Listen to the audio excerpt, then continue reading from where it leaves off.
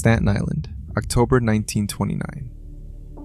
Just past midnight, a patrolman walking a stretch of deserted beach near Highland Boulevard finds a man's body lying face down in the mud, barely alive. He's been stabbed with an ice pick, and then left there in the freezing cold, presumably to finish dying on his own. Almost no one survives an attack like this. And by the time paramedics get him breathing again, he's already becoming a legend on the streets he came from. His name is Salvatore Lucania. From this night on, people start calling him something else. Lucky. Lucania isn't some low-level hood who got jumped in the wrong alley. He's 31 years old, and he's secretly pulling in millions of dollars a week running New York's illegal liquor trade. So how does a man with that kind of money and that kind of protection end up bleeding out in the mud on a forgotten beach? Noir.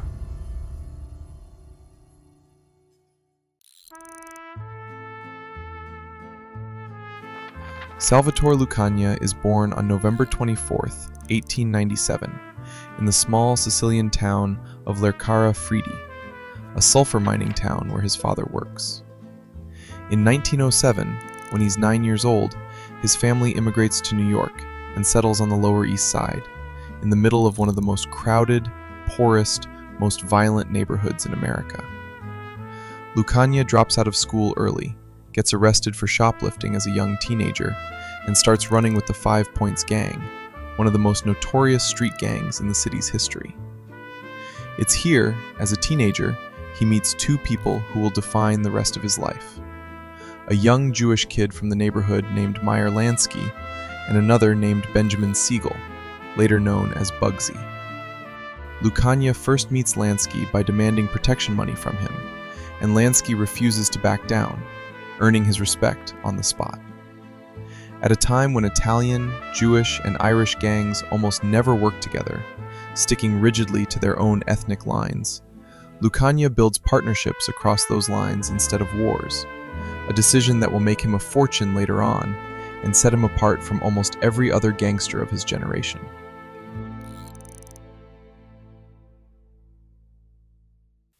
His real education comes from a man named Arnold Rothstein, the legendary Manhattan gambler and fixer, widely believed to have rigged the 1919 World Series. Rothstein treats Lucania almost like a protege, teaching him that organized crime works better as a business than a gang war, built on bribery, diplomacy, and quiet arrangements. Rothstein himself is shot dead over a card debt, a reminder to everyone watching, including Lucania, of exactly how quickly even the smartest man in the room can end up dead if he lets his guard down. When Prohibition becomes law in January 1920, Lucania, now going by Charles Luciano, applies Rothstein's lesson immediately. He builds a bootlegging network that imports whiskey from Britain and Canada, protects it with bribed police and politicians, and turns it into one of the most profitable operations in the city. He's working, at least on paper, for Giuseppe Masseria, known as Joe the Boss, one of two rival Sicilian mafia bosses fighting for control of New York. But Luciano's own operation, and his own income, has already grown bigger than most of the men supposedly above him. By 1929, the rivalry between Joe the Boss Masseria and the other major power in the city, Salvatore Maranzano, is turning into open warfare, has recruited dozens of loyal Sicilian immigrants from his home region into his crew, while Masseria draws support from across the wider Italian underworld, including Al Capone's organization out in Chicago. Both men see Luciano as a valuable piece on the board, precisely because he's respected across factions and doesn't seem hungry for the crown himself. And that's exactly what makes him dangerous to both sides. Some historians believe the beating on Staten Island that October is a warning from Masseria, a way of testing Luciano's loyalty after rumors reach him that his lieutenant has been secretly talking with Maranzano's people. Either way, Luciano refuses to name his attackers to police, and he goes right back to work within weeks, more respected in the underworld than he was before, not less. The war grinds on into 1930 and 1931. bodies piling up on both sides, and Luciano keeps doing what he does best, playing both bosses without either one fully trusting the other. Then, on April 15th, 1931, Luciano invites Joe Masseria to lunch at the Nuova Villa Tamaro restaurant in Coney Island. The two men eat together for hours, then play cards. At some point, Luciano excuses himself to the restroom. While he's gone, 4 gunmen walk in and open fire.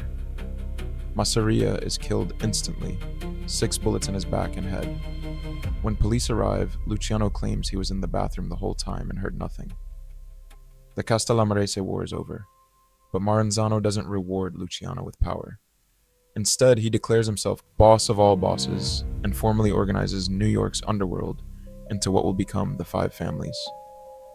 Luciano is given a high position, but he's still answering to someone else, and Maranzano, wary of Luciano's growing influence and his unusually close ties to non-Italian gangsters like Lansky, reportedly starts planning to have him killed too. Luciano hears about it first. On September 10th, 1931, 4 men walk into Maranzano's office near Grand Central Terminal in Manhattan, dressed as government agents and carrying badges. Luciano reportedly chooses Jewish gunmen for the job instead of his own Italian soldiers, on the theory that Maranzano's guards will be watching for familiar Sicilian faces. Once inside, the men flash their credentials, then draw guns and knives instead. Maranzano is stabbed and shot to death at his own desk. Some accounts claim dozens of old school bosses across the country are killed in a coordinated purge that same day. What happens next is the real turning point of Luciano's career, and the reason his takeover stays hidden for decades. He does not crown himself the new boss of all bosses. Instead, he abolishes the title completely, telling other leaders that the old Sicilian model of one supreme ruler is exactly what got Masseria and Maranzano killed. In its place, he creates something new, a governing board called the Commission, made up of the heads of New York's newly organized 5 families. On paper, it looks like Luciano just gave power away, spreading authority across 7 or 8 men instead of keeping it for himself. In reality, no single family can move against another without going through a structure Luciano personally designed, sitting on a board where his word, backed by his own soldiers and his alliance with Lansky's network, carries more weight than anyone else's. He becomes the most powerful man in the American Mafia by making absolutely sure no one can ever accuse him of wanting the crown, which is precisely why nobody moves to stop him.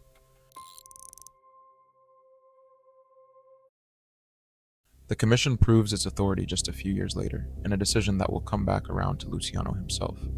By 1935, the same prosecutor building a name for himself going after organized crime, Thomas Dewey, has become a serious problem for bootlegger and numbers racket boss Dutch Schultz.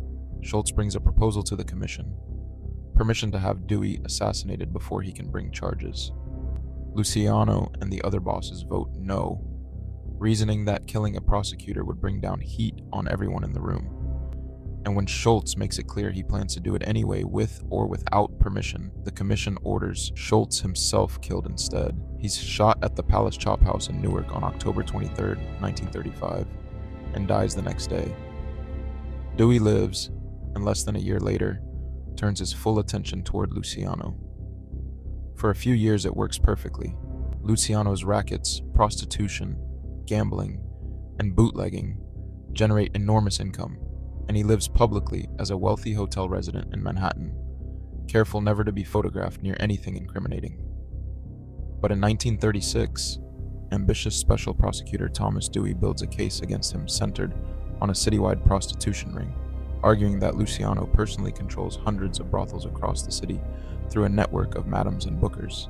Dewey's investigators raid dozens of locations in a single coordinated night, rounding up witnesses before word can spread, and rely heavily on testimony from prostitutes like Cokie Flo Brown, some of whom later admit under pressure they were coached and threatened into naming Luciano directly.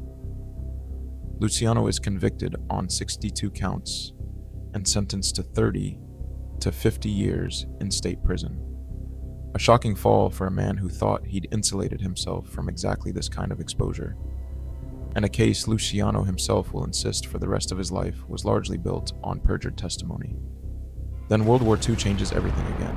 In February 1942, the French ocean liner Normandy, being converted into a troop transport at a Manhattan pier, catches fire and capsizes under suspicious circumstances. Naval officials fear the docks are riddled with saboteurs.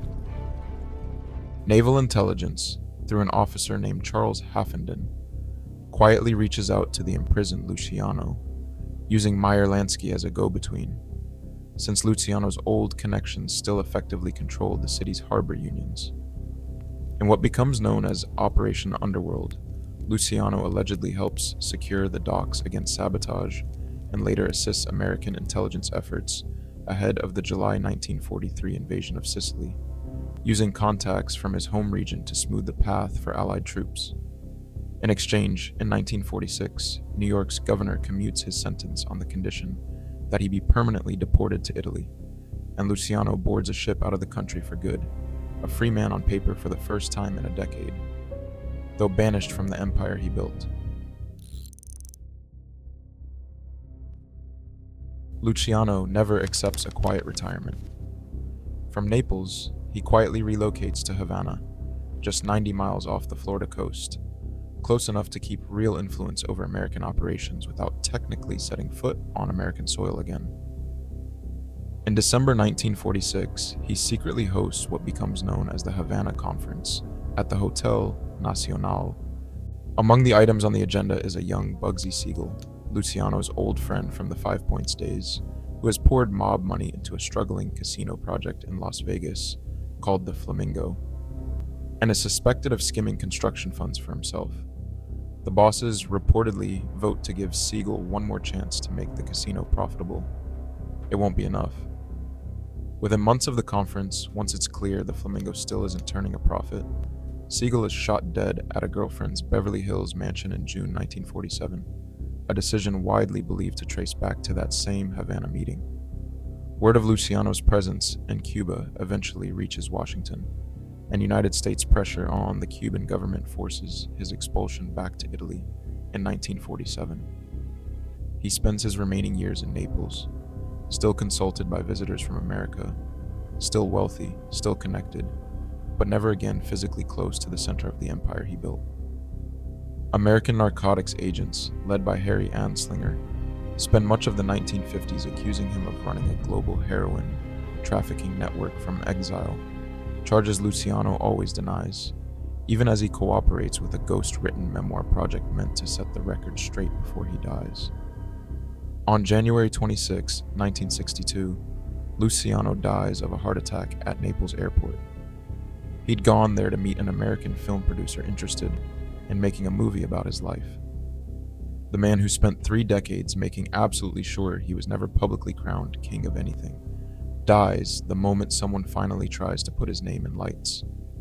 The commission he built to hide his own power keeps running the American Mafia for decades after he's gone.